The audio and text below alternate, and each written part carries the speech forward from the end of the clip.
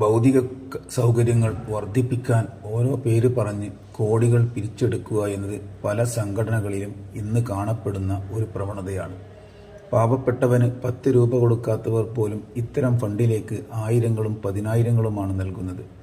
അങ്ങനെ നാടൊട്ടുക്കും പല പല പേരുകളിൽ വലിയ വലിയ കെട്ടിടങ്ങളും സ്ഥാപനങ്ങളും ഉയർന്നുകൊണ്ടിരിക്കുകയും ചെയ്യുന്നു. ഇവയുടെ ഗുണഭോക്താക്കളാകട്ടെ സമൂഹത്തിലെ ഒരു ന്യൂനപക്ഷവും. വീടില്ലാത്തവർക്ക് വീട് വെക്കാനോ തൊഴിലില്ലാത്തവർക്ക് തൊഴിൽ നൽകാനോ പട്ടിണി കിടക്കുന്നവർക്ക് അന്നം നൽകാനോ ആയിരുന്നു ഇത്തരം പിരിവുകളെങ്കിൽ അതിൻ്റെ ഗുണം സമൂഹത്തിന് ലഭിക്കുകയും കണ്ണീരിൽ നിന്നും പുഞ്ചിരിയിലേക്ക് മാറാൻ പല മുഖങ്ങൾക്കും സാധ്യമാവുകയും ചെയ്യുമായിരുന്നു. പക്ഷേ സംഭവിക്കുന്നത് മറിച്ചാണ്. വിവരമില്ലാത്തവൻ്റെ വിശ്വാസത്തെ ചൂഷണം ചെയ്ത് വിവരമുള്ളവരും ബുദ്ധിമാന്മാരും ധനികരായി മാറുന്നു. വിവരമില്ലാത്ത സാധാരണക്കാർ അവരുടെ അടിമകൾ കണക്കെ ചുമലിൽ ഭാരവും പേറി കുനിഞ്ഞു നടന്ന് ജീവിതം തുലക്കുന്നു.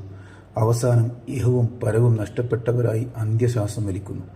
ഇവിടെയാണ് പ്രവാചക വചനം പ്രസക്തമാകുന്നത്. ഒരാളെക്കൊണ്ട് അള്ളാഹു നന്മ ഉദ്ദേശിച്ചാൽ അവനെ അള്ളാഹു മതപരിജ്ഞാനമുള്ളവനാക്കും. ഈ വചനം വ്യക്തമാക്കുന്നത് മതജ്ഞാനം നേടാനാകാത്തത് ആത്മീയ പരാജയത്തിൻ്റെ ലക്ഷണമാണ് എന്നാണ്. ആകയാൽ മതവിഷയങ്ങളിൽ അറിവ് നേടുക, അതനുസരിച്ച് ജീവിക്കുക, അന്തിമ പരാജയം ഒഴിവാക്കുക. അള്ളാഹു തൗഫീഖ് നൽകട്ടെ.